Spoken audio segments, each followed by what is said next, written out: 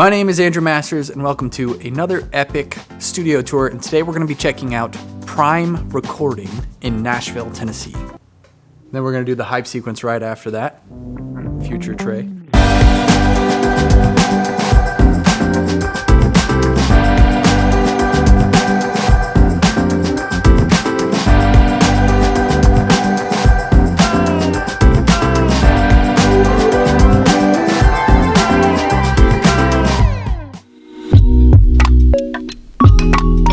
If you're new here, I'm an audio engineer and musician who's been making these epic studio tour videos for the last several years. There's hundreds of them on this channel, so if that's something that you're into, hit that subscribe button. Now, the studio we're visiting today is in Nashville, Tennessee, called Prime Recording. It's ran by producer, engineer, and mixer Derek Garten. Derek's a great guy who has worked on everything from Hungarian folk bands all the way to Taylor Swift, literally. The studio is based out of the 12 South neighborhood, and I'll put links to it down in the description if you want to go and check it out and follow them. Now, as I said before, if you didn't know, there are hundreds of epic studio setups and tours on this channel. Everything ranging from epic commercial studio setups all the way to epic bedroom studio setups. That's right.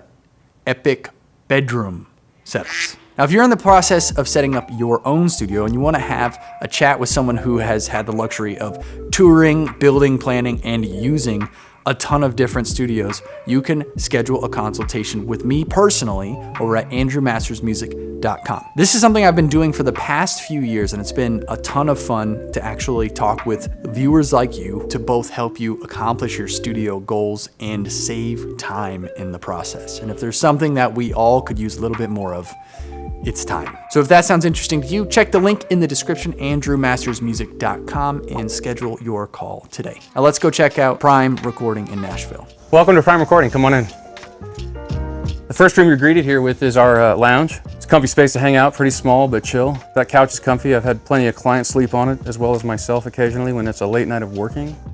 But it's got a bit of a vintage 70s, 50s, 60s kind of vibe throughout the studio. This is a bit of our office sort of set up for the business aspect of running a business, which, you know, has to be done. And then in here you got the kitchenette area, which is a 50s vibe with the boomerang countertops and the Chevy symbols on the handles, and then the old vintage looking refrigerator. Yeah, seems to be the most complimented piece of equipment in our studio.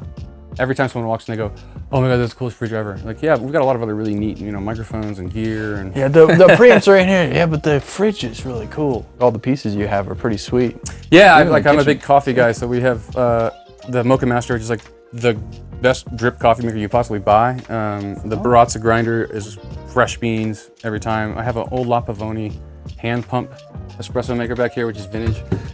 This one's completely manual. Like, you heat up the boiler, and you know, you got to get the grind right, and nothing's a pain to use. And then in the back of our shop, we have a commercial Jura machine set up. Oh, right. Just in case we need to make fast coffee or something like that. So yeah, the mid-mix. We keep them caffeinated. Caffeinated here. That's awesome. Yeah. And then in here we have the Glam Room, which is our live tracking space, which is where we do the predominant amount of our tracking. We'll do generally a 3-piece band in here if we're doing a tracking situation with like a Nashville group of musicians. Done a lot of other things in here as well, but typically like we'll have a drum set somewhere back here facing this direction. We'll have, you know, 12 or 15 mics depending what we're setting up that day for, and that kind of thing going, all routed right here to the panels. This is a great sized room. Yeah, it's a good space. When we originally got the building, this ceiling was actually about as tall as my hand. Oh, really? We raised it all up. Yeah, Josh and Jack, they got up there and rehung the entire frame of it and packed it down with some Owens Corning, big heavy rock wool stuff. And did you redo all the drop tiles? I believe on this one, I think we used the same ones. The only ones you see that are diffused, the diffusers we put in there. Nice. Yeah. That's pretty cool. Making like drop ceiling tile sized diffusers that can be hung in the grid. Oh yeah, for sure. That's cool. For sure. I don't think I've seen that. I'm trying to remember who they came from. It's like probably embossed up there on the. I'll have to get a ladder and a magnifying glass out. But oh yeah. It's a pretty controlled room. It's not massively openly live, but I've never had a problem getting great drum sounds out of here. And you know. Is this a custom thing? Yeah. So we did frame out the whole pink part of it. Was like it's all hung with I think they used 2x2 or 2x4s probably. And then framed it in, and then the cabinet company came in and actually did the cabinet work, put the cabinet in. And then Josh did do these 2 diffusers here as well. Oh, this is nice. Yeah. All right. Oh, look, and the lights turn on too. Got some, your, cables and that kind of stuff. Dude, nice 500 rack, bro. Yeah, it's BAE. sitting on its side at the moment because I think Josh has an intention for using it in the mastering rig, but we haven't gotten around to wiring all that up yet. So we usually keep our headphone stuff, speaker cables, instrument cables. And then as far as mics go, this is kind of our little... Oh, I love that. And they're long too. Yeah, drawer of microphones, so... Sweet. I've never been like a super gearhead, so for me mics are like, what do we got to work with? Do we have a variety of things? Do they sound good? Do they work? Do they function? So... Getting the foam is really going the extra mile. Yeah, oh yeah. I've got Husky toolboxes, and they all roll around. So I got like 2 mics all clunking into each other. Sure. I'm like, oh. But you know where they are and how to get to them quickly, Yeah, right? exactly, right? Yeah, so... This is next level. I love that. We got those, and then there's another row below of dynamics and some more condensers. A pair of these Neumann 582s that we absolutely love. These things are fantastic. Bill Bradley rebuilt them. And we used to use them on overheads quite a bit until I started getting some more of the Warm Audio microphones. Dude, shout out to Groove Tubes. Yeah, we still have a few pieces. I know the company didn't last all that long. Ultimately, I think they got bought by Guitar Center maybe. Yeah. Folded. What is this? That is an old Unidyne, or sure, I forget. A sort of a shotgun, EV, electric voice. Dude, yeah. Look at that mic. Yeah. Sound spot. EV sound spot. They're great for like, trashing things up a bit. Yeah, it looks like it's done some work. Mm-hmm. That's cool. Wow. Dynamic Cardaline High Z/Low Z. The only Telefunken mic I have in my collection is this little guy. Oh, nice. Yeah. That's pretty rad. Now you using that on drums, guitar amps? Podcasts. Podcasts? It's like this. It's this little like mic stand, Oh yeah, dude. which is pretty sweet. No, I'll use it as a room mic sometimes. Yeah. Cool. Throw it in on a guitar cabinet just to have like a different gritty kind of sound to it. And, then we got ribbon mics, dynamic mics, Royers, all that kind of stuff. And then cables for power and guitar pedals and yada, yada, yada. So, and then down here on the lower right's our headphone boxes. What's up here? Little skeletons. Yeah, dude. Yeah. Boxes got to go somewhere. This is my biggest, we keep talking about we're going to purge some stuff. And I think boxes is one of the ones I'd like to get rid of first. So, As soon as you get rid of a box is the day you decide you're going to sell Commit. a mic. yeah, right. And you're like, why'd we get rid of that box? Right. And then we have a house kit here as well, which gets used, but obviously when we're doing sessions with guys like Brian Pruitt and session cats, they bring in their own drums and they always sound great when they come in, so it makes it a little easier on us. But Okay, now I get why you have this color. You picked it because of the theme of the room. you would think that, but that's actually not the case. Really? Yeah. Wow. I was left with this drum kit, I'll just say, in high school, basically, from a dear friend, and he has my bike to this day, so I don't know if it was a trade or not, but we've given it a good home, and I've had it ever since. It's an 18-piece, I think, kit in total. What? We've got the 2 kick drums. There's a 22 by 20, and then I think that's a 20 by 18, maybe. What? And then I've got, there's a bigger one than this. I don't know if this is a 16 or... Yeah, 16. 16, there's an 18, a 16, a 14, a 13, a 12, a 10, an 8, a couple different snares, and then all the cymbals. It actually has a rack as well, but it's a great sounding kit, and we've given it a life here. It's been with us all the time. But I got that in high school, so long before Josh chose that color. Wow. And he didn't really remember my drum set at all. It was like it all kind of worked out where when we came together as a partnership, I was able to get my bass drums in here, and they just fit perfectly, and it was made for the room. So That's awesome. yeah. Chandelier. Mm-hmm. What's the story with this? Well, it needs to be clean for one, but They always do. yeah, we if I recall, it wouldn't surprise me if it was a combination of Josh and maybe a certain woman in his life who had a good taste for things. So this was a great fit for the room to kind of give it that glamorous look. Got a bit of a vibe. It's like one thing I don't think about as someone who has moved studios 4 billion times and is setting things up is a decorative piece like that in the center of the room. Usually it's like, all right, what are the clouds? And then like the lighting is like the very last, like, oh, we need more light in here. Yeah. Well, I mean, even to my right, you got this, giant window of brick glass. That's nice, dude. It does give you a nice amount of daylight. So yeah, I can feel the like. Yeah, the light coming back. Yeah. Oh, and obviously a bunch of tube mics down here on this side of the room. So, I'm unfortunately a warm audio artist, and so they've been really helpful with getting me some nice microphones. So we've got the C12s of theirs, the 67s of theirs, the 251s of theirs, pairs, nice. The 800G, and then the other two were from Andrew Monheim, who's out in LA. He's a really great mic builder, and builds a mic called the Crema, which I can show you in a bit. It's my go-to like acoustic mic right now. It's a default kind of like a 251 clone-ish thing. Yeah. But it's got a really just beautiful, like, balanced mid-range bottom end.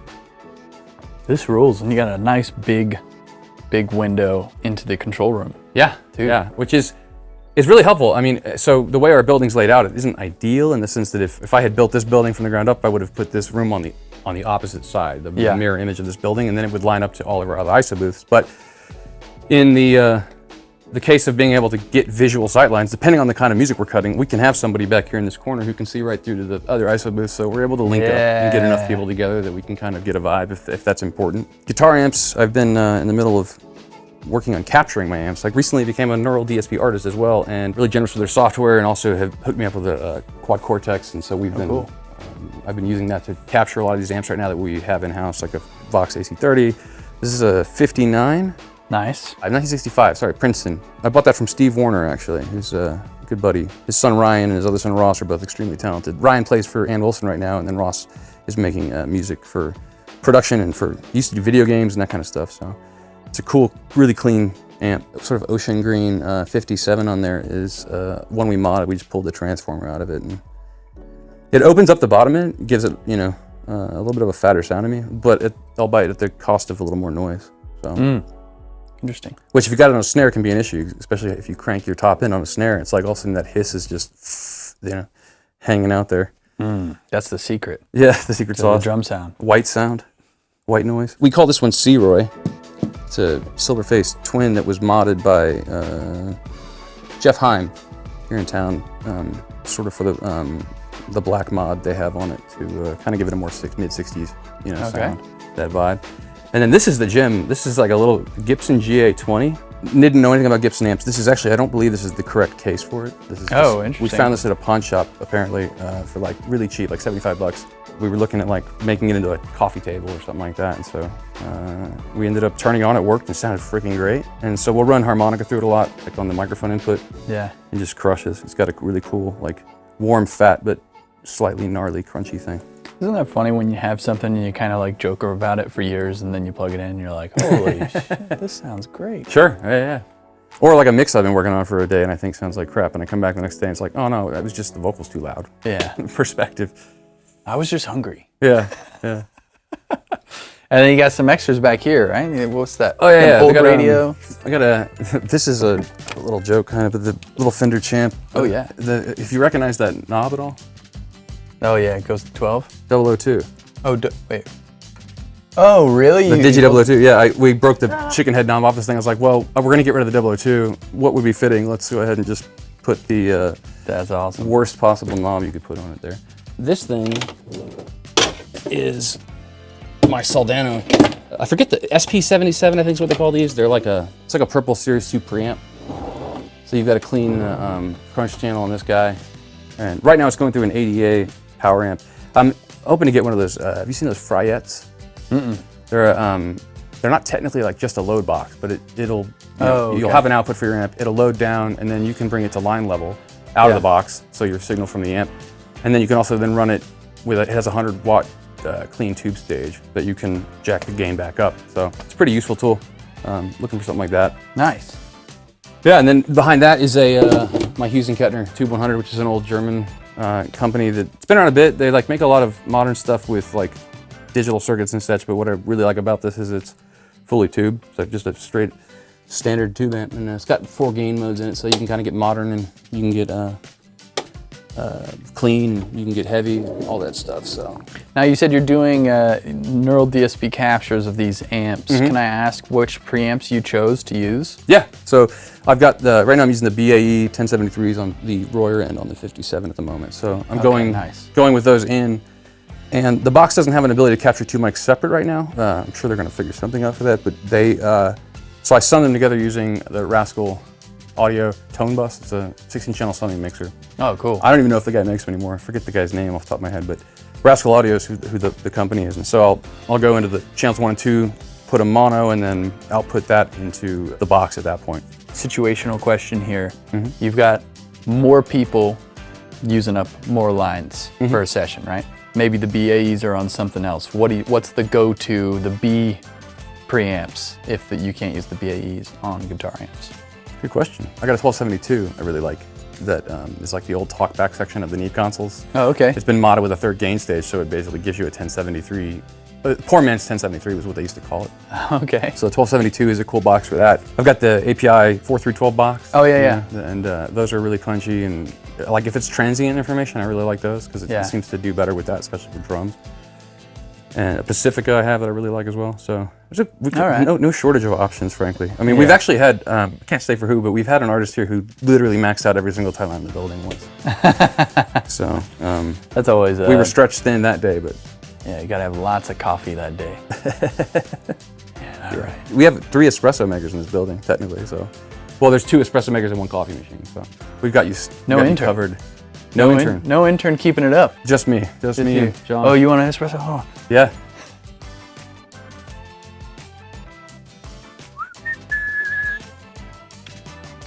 So this is the room we affectionately refer to as the Nashville room. Pretty typically, we're cutting vocals in here. Some of the biggest artists I've gotten a chance to be involved with have cut vocals here in this room. Everything, also a Hungarian band. We've gotten to cut about 19 projects with at this point over the last 10 years. So we put a 5-piece band in here, all packed in acoustically with acoustic instruments they were using, like the French horn players playing the bass lines and the mandolin player and the harmonica player, and they're playing traditional Hungarian folk music. But it's almost all blues-inspired rock stuff, so it's kind of like they're hybridizing these things and doing all this really crazy stuff. Whoa. Yeah, it's pretty neat to watch. And first time I got to see them, they had performed their set to come in here and do it like in 1 take. Like they were ready to record, and they recorded the entire song in 1 take. And I was like, there are 45 minutes of music in 1 take. And I was just like, what am I watching right now? Whoa, yeah. It was pretty spiritual, actually. But yeah, we've done a lot of cool projects with them. Now we're actually involved with them and their government on a project where they're bringing students over to Morehead State University to study in a program there to learn traditional American folk music.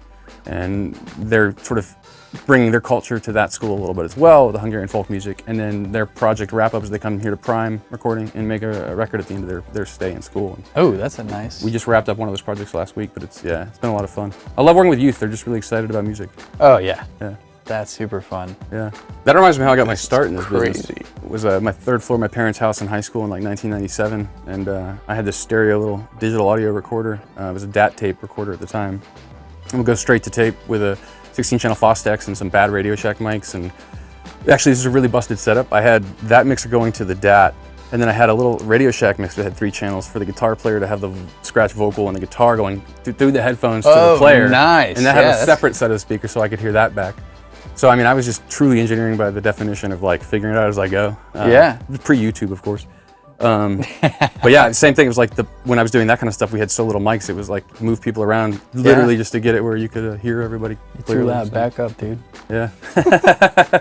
That's but fun. We also call this like our piano booth too. It's a keyboard room as well because we've got over here a really amazing Baldwin concert vertical that was gifted to me at the beginning of the pandemic. And I truly testament to this thing saved my life. It came at the right time when I was going through some heavy stuff and I was able to work my feelings out and my emotions out on this instrument, and I fell in love with it. It's just got a great tone. Like, I've only ever learned one song in the world.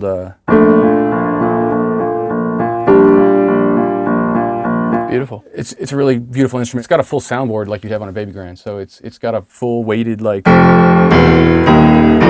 powerful kind of meaty sound to it. And recently I've been learning how to tune the piano for fun, because who doesn't want to do something maddening for 8 hours at a pop to learn how to do something, and then eventually 4 hours, and then 3 hours, and then 2 hours. But it's been a really cool experience to tune, and I've had a really great mentor in James Arledge, who was like Nashville's premier piano tuner forever. He was doing all the studios and stuff, was in Charlie Daniels' band, and was a utility guy and piano tuner, and so couldn't get a better sort of mentor to help with that process, but it's been fun. It's kind of like vacuuming. Yeah, you get Dude, that. I'm obsessed with vacuuming. Yeah, you get that worked out. You get a good vacuuming too? Exactly. Yeah, what's up with these vocals? This is like you start with these 3 up and then change if necessary? So sometimes it kind of totally depends on the singer, of course, but like a lot of times actually, if I want to, I'll capture 3 separate vocal chains at the same time and just capture them. And then at any point I can change my mind or pick if I want to do something different. So Okay. like this is the Mannheim Krim, which is a 251 style clone, which is really become one of my favorite go-to mics for acoustics and vocals. This is the Warm Audio 67, which I think is probably their most like accurate clone. The thing sounds fantastic to me. Really great on strings, vocals, brass. It's got a kind of dark vibe to it, but and then the Wonder Audio U47, which was kind of our first big mic that we had for a long time, and it really was a fantastic vocal mic. And I think this one's modded as well. So typically I'll like have these going, maybe to 3 mic frees, 3 compressors, and then cutting to track, to tape 3 different vocals, so I can kind of pick and choose if I want, which is kind of why they're angled in a little bit towards the middle. That's cool. We'll use them on all kinds of things too. Acoustics, like I said, all these mics sound great on acoustics. And What pre's are they going to? Are they all the same pre?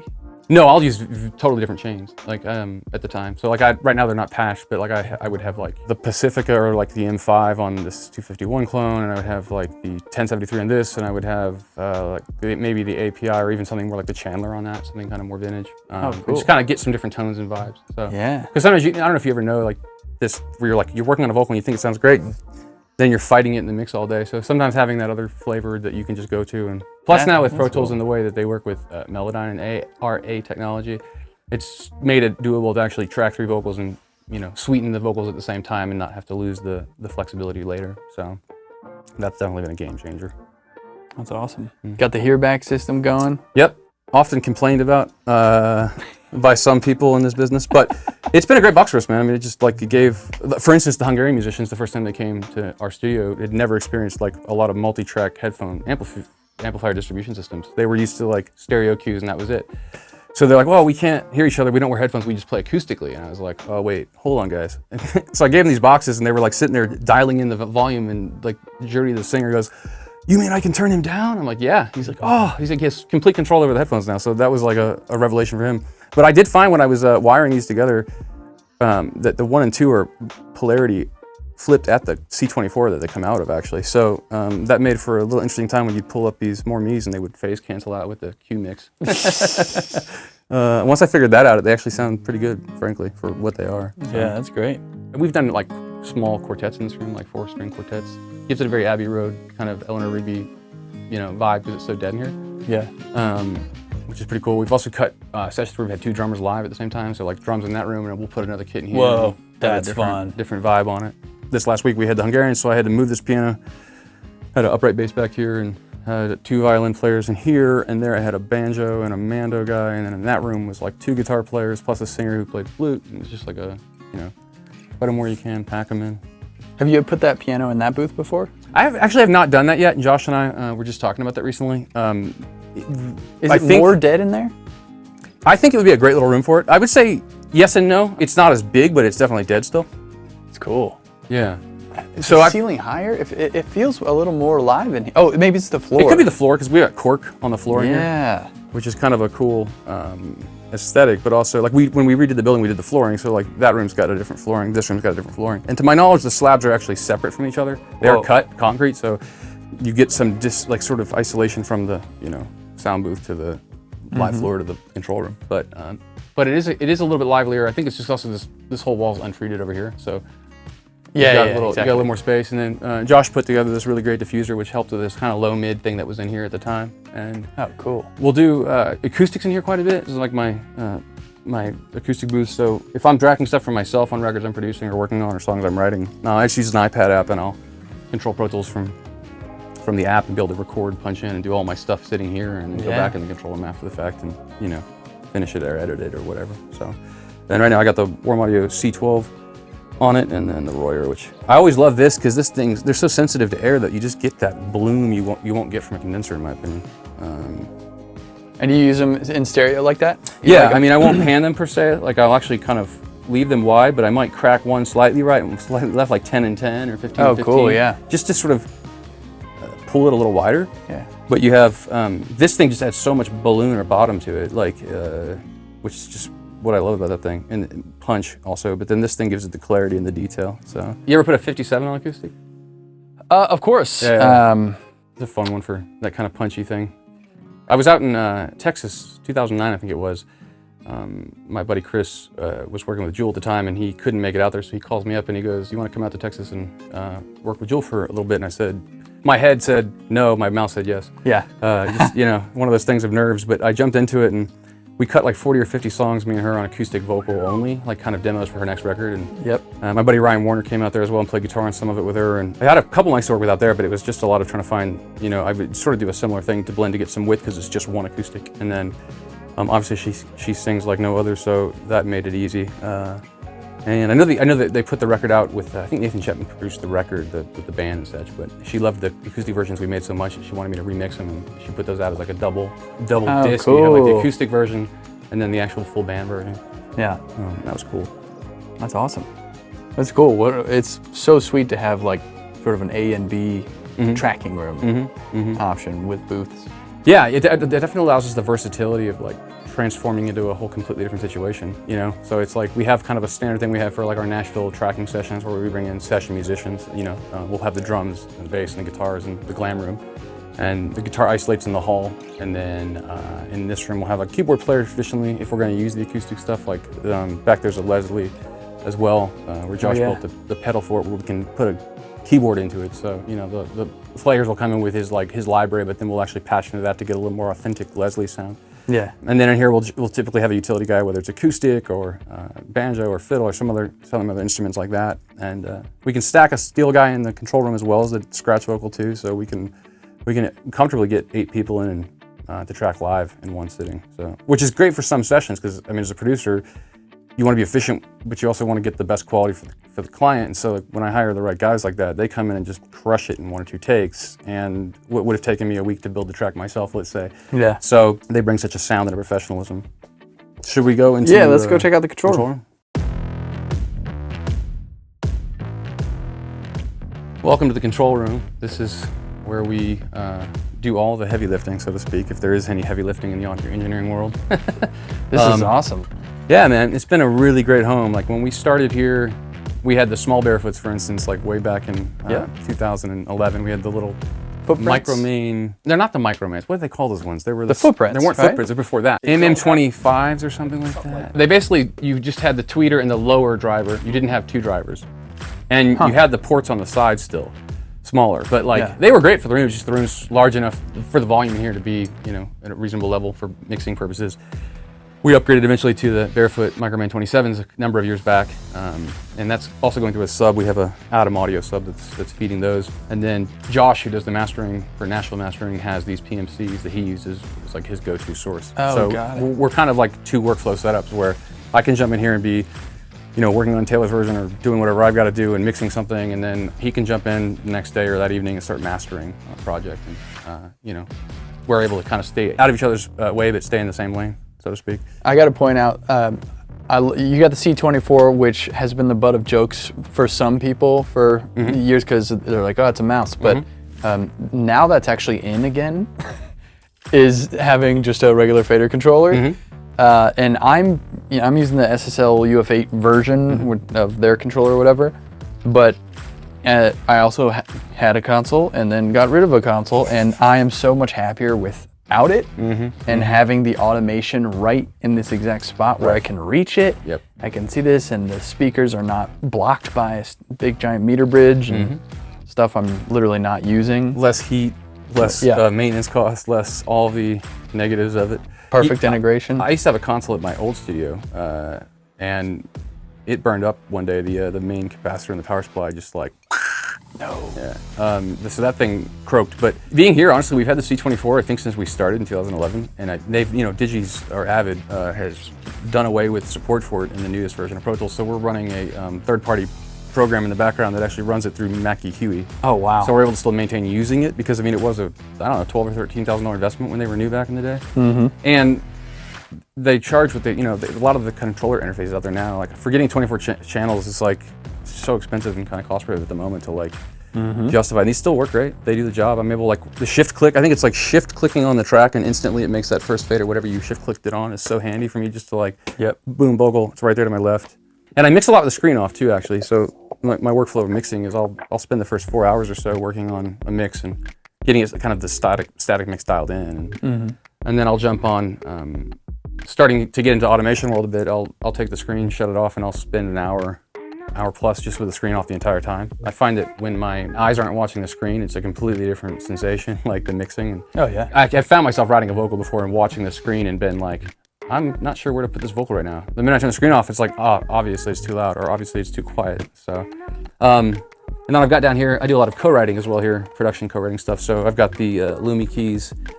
Oh, that's cool. Little keyboard here, which is a great travel companion. So if I'm like going on the road to write, like I was out at a Monterey Writers Retreat last year, and so I took, a small kit with me, like the UA Volt. I forget what the 4-channel Volt. I've got that at home. And I have a laptop as well because I wanted to be able to jump between here and the house and be seamless with whatever I'm working on. That way, if Josh wants to come in and master, I can be at home still tweaking away on something or that kind of thing. Yeah, just kind of try to set up a versatile surface of working. Over here's our patch bay, which is a huge lifesaver. I mean, nice and clean. Yeah, it's all TT. Mostly, John Saylor was an audio engineer that came back from my days at Emerald and Masterphonics, and him and Josh worked on getting that all tidied up and all that stuff. So tell me about this thing. Yeah. First off, is this a desk? This is a sort of a desk, I guess. It's a mastering console. This is Nashville Mastering, which is a sister company to Prime Recording that my partner Josh started a little over a year and a half ago. He's set up to master full analog here, excluding a tape machine. That's the only thing we don't deal with. But he can go through, any number of EQs, compressors. We use the Burl converters for capturing back in and going out. The Whitestone, which is a pretty cool piece for sort of very subtle saturation, that kind of stuff if you want to warm something up. But he's had a few custom pieces built as well as this passive stereo masking equalizer, which has no power because it's passive. So it's got big caps in it and big filters. Like these are stepped in half dB increments here. So we're full service. We're able to complete a project in-house. We'll do everything from the production, recording, mixing, and then Josh, I'll hand it over to him for mastering. And he does great work. We have like the Lynx Aurora converters and then the Antelope clock system, and then of course the Hearback Qs, and then we're on a Mac Studio with some drive bays, and we have a NAS server in Josh's basement that allows us to back up privately on a remote network. So cool. Yeah, keeps everything nice and tidy. The step up in the back, you guys added this. Yes, sir. I think I understand why you did it, but explain to me the decision behind adding an elevated rear to the room. Well, I think it just helps ultimately keep the client away from us. I'm just teasing. Yeah, it just kind of has a little bit more of a perspective, sense of height, which is nice, and you can look out the window easier. Yeah, which is kind of a cool feature. We'll have like scratch vocals up here a lot too, and sometimes steel back here. There's a lot of space back here, which is a luxury. I mean, you don't feel crammed, but the producer's island that's here, generally, if you don't have a step, it feels like a very awkward, like... Yeah, sitting at it, for sure. Why'd you want me? Yeah, for sure. So the step up kind of like gives you bird's eye view, better perspective. Soothes the ego, I say. Yes. Also, it houses all of our nice equipment, Do you have cables running underneath it? Yeah, so if you see down here, you can see the large nest coming up from under there that goes to our patch bay. I know that we're going to rework this at some point. It's a little bit of a mess. We love patch bays. Yeah, if you really want to see a crow's nest worth of stuff, though, it's... yeah, dude. Look at them Elcos. Yep. Show me your Elcos. It's a new segment. We try not to damage them if possible, but they're finicky sometimes. They can. Oh, dude, repairing an Elco adapter. Yep. That's fun. Fun times. And then, there's another trough that goes right under here to the back of this rack, which is, I don't know how many channels, but plenty of channels worth of audio. There's another one that actually goes under the mastering rack to the back of the machine room, where we have our rig. So. And you got some gear. Yeah, we've grown it over the years. Like when we started, we had a few less pieces, frankly. We've got kind of a bit of everything. We have sort of for like a clean vibe, we've got the Avalon M5s, which is just a nice, clean kind of preamplifier. I really like it, not a lot of color. The warm audio 1073s, which are fantastic because to me they sound like 90% of the product for like 10% of the price. Yeah. And the EQs on them are fantastic. Like I can go right to this. They're probably my most used mic pre's actually in a while. I just go right to them because of the EQs. Below it, there's a BAE 1073. We got a Pacifica, got the API stuff. Down back to the bottom where you have the groove tubes, Supri. Oh, nice. Do you know anything about that? I've seen it before. I don't know about that unit though. It's a finicky unit, I'll say, but they discontinued it at some point. I think there's only, I don't know how many actually floating out there in the world, but they weren't very common at the time before they stopped selling them.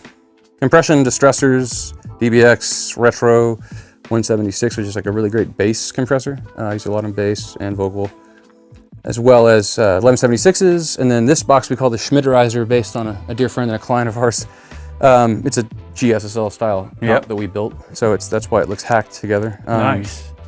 LA4As, which are great on guitar. I love them. Even if you're not tapping the compressor, you're just running through it for the transformers. They have a really nice thing.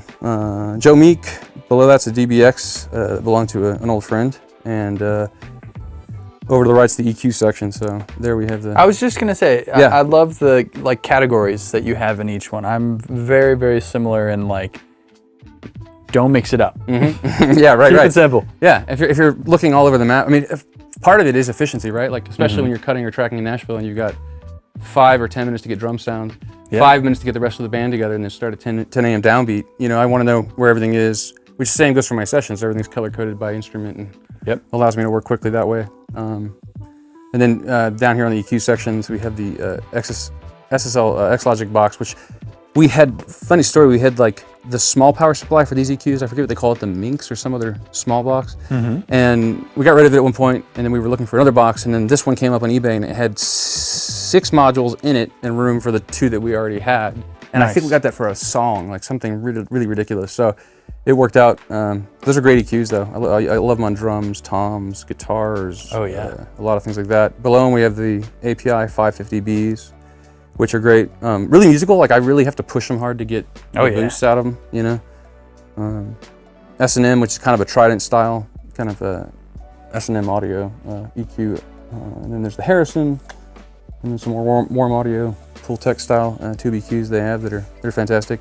I used to mix a lot of hybrids, so over here we have the analog tone bus, which is a 16-channel summing mixer. And so for a long time, I was mixing hybrids, so I would mix 16 channels out of Pro Tools into this. And sometimes on like the drum channels, I would go through the APIs, mic pre's or lines into this unit and just to create some color. And so I would stack a lot of outboard gear into the inserts.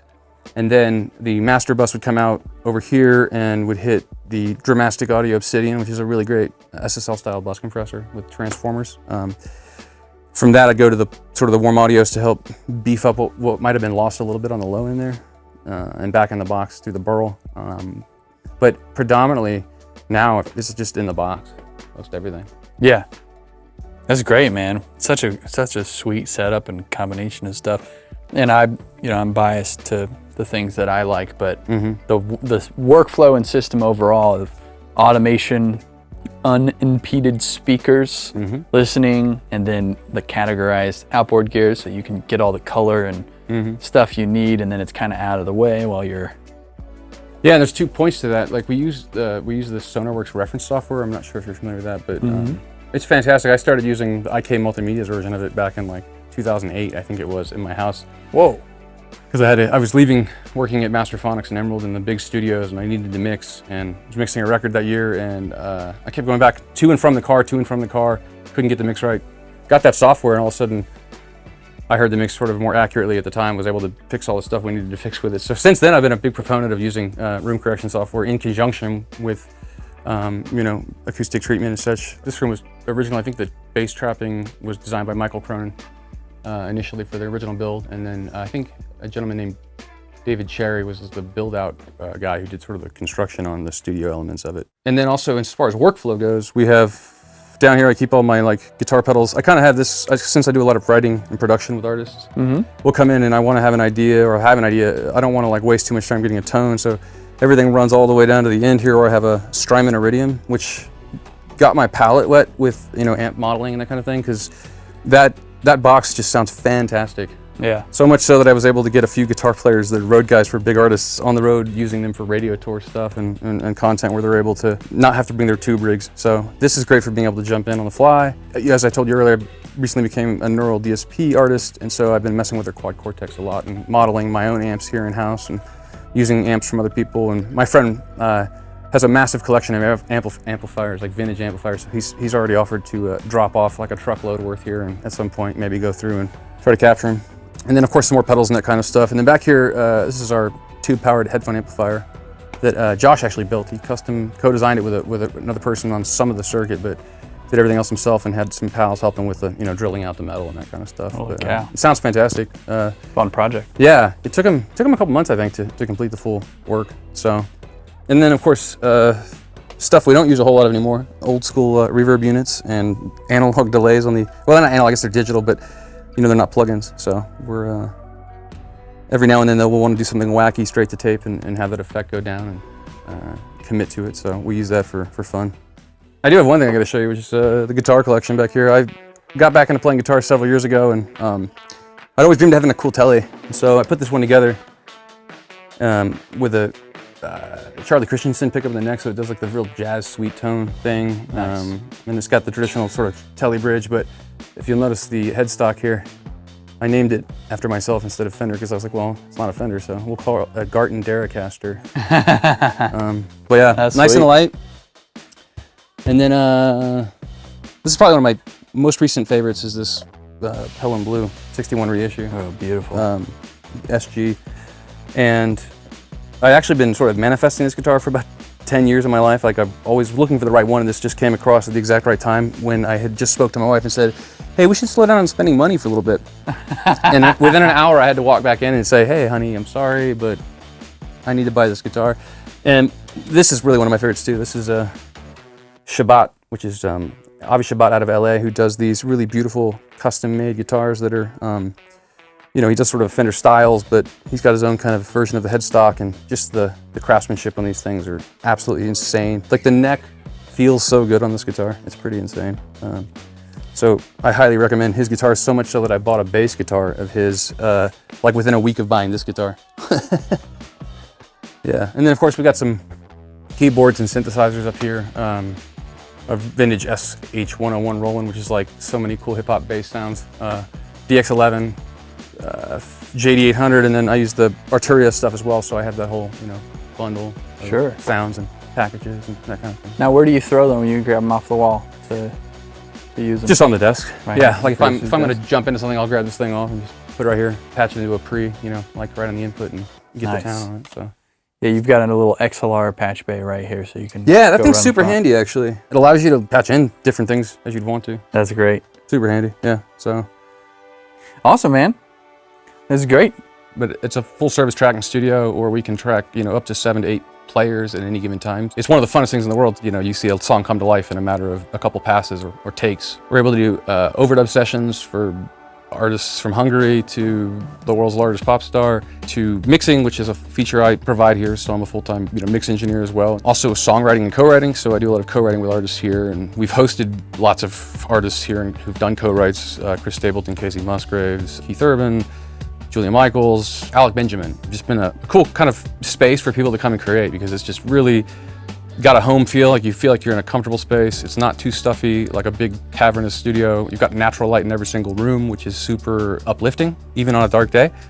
And right across the street is a Publix grocery store, so you can go get your snacks and lunch on there if you want. There's a couple great restaurants nearby too, so it's a great spot to be. It's one of the great joys of my life, is getting to work out of this space on a day-to-day basis. We have a website, primerecording.com. As far as bookings and such, I'm not currently managed, so I manage myself, and usually we'll just have people reach out through email. My email, derek@primerecording.com. And mostly just me picking up the phone and talking to someone who wants to come in here and make some music. And my goal and my ultimate ambition is to make sure that the artist gets their song out, their message across. Like, I always say that my name's not the biggest one on the packaging, it's yours. So I really like to invite people in, and it's a really creative space where, you can just relax, let loose, try to make it comfortable.